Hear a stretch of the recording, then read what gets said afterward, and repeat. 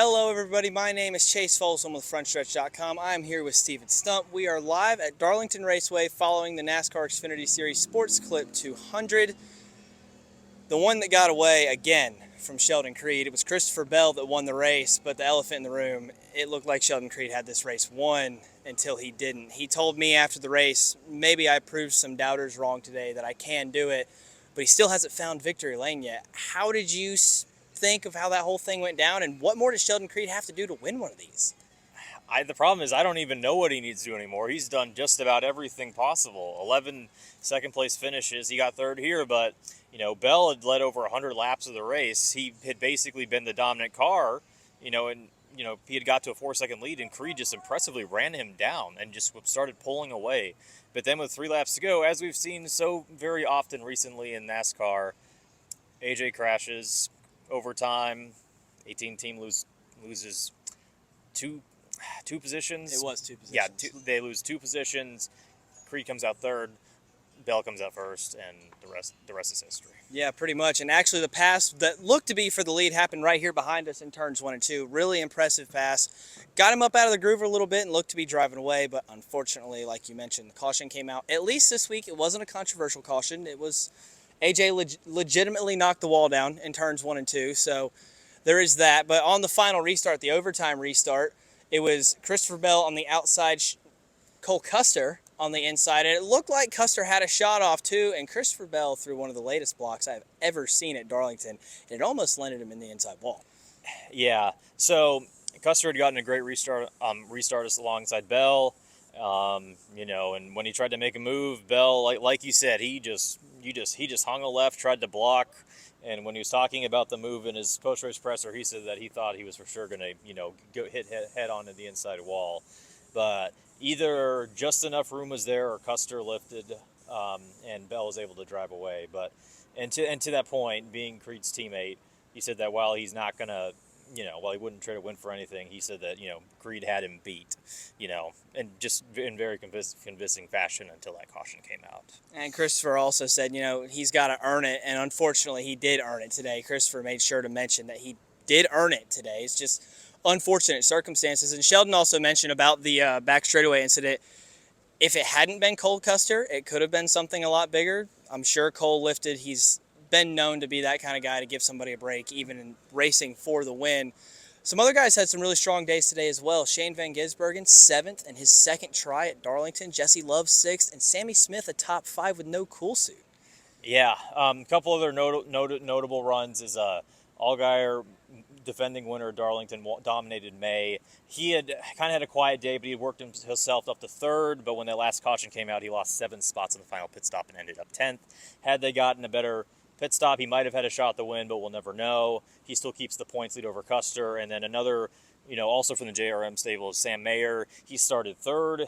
When Bell looked to be the dominant car, he just straight up passed him around lap 28, and he held the lead until he had a tire go down and he spun out.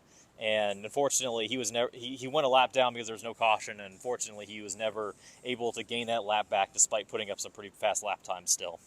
Yeah, unfortunate one for Sam Mayer. I actually caught him coming off turn 4 with the flat tire, and I was like, that's not supposed to be like that.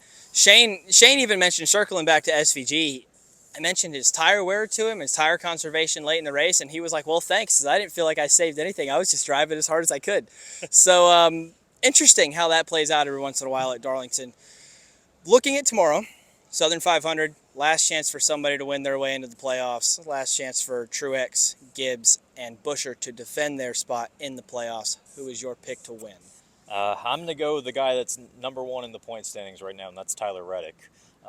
Finished 2nd to Kyle Larson in the Southern 500 last year. He had won the pole at 174 laps at Darlington in May until he got together with Chris Buescher and finished 32nd.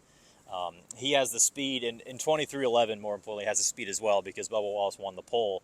I think he'll also do great, but I think ultimately with Reddick battling Larson and Elliott for the regular season title, I think he will come in clutch, pull off the win, and get those 15 playoff points. A little bit added pressure too for old Tyler Reddick. He's got Jordan, Gretzky, and Tiger Woods on the hood of that car. I am going to go with a guy who was winless in 2024, making his final Southern 500 start as a full-time driver. Martin Truex Jr. wins his 2nd Yeah, second Yes. Southern 500 tomorrow night.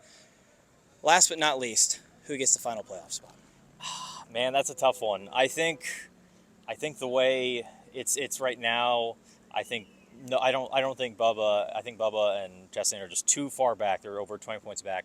I think as long as Buescher and Gibbs don't run into any issues and there's no new winner, I think the playoff grid's kind of set. But it's a long race. It's the biggest endurance race of the year, both on driver stamina and equipment. It was super hot today. Extremely. Yes, a lot of the Xfinity drivers are having trouble with the heat. It'll be at least be at in the half it will be at night tomorrow, but it's going to be a rough and grueling weekend for just about every driver in the field. I'm going to have to agree with you on the playoff part. Ross has been really good here. Bubba's obviously on the pole. We've seen surprise winners here. Eric Jones is a two-time Southern 500 winner. Regan Smith has a Southern 500.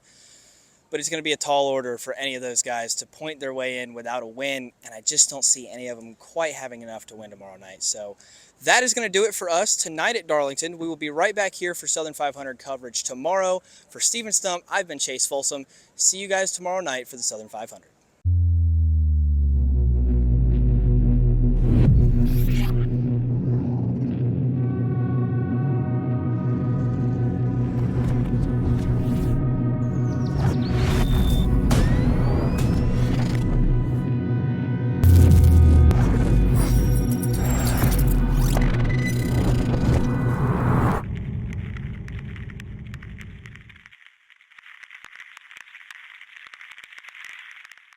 Trenton Worsham with Frontstretch.com. Come back for more great racing videos. And if you like us, don't forget to hit the subscribe button.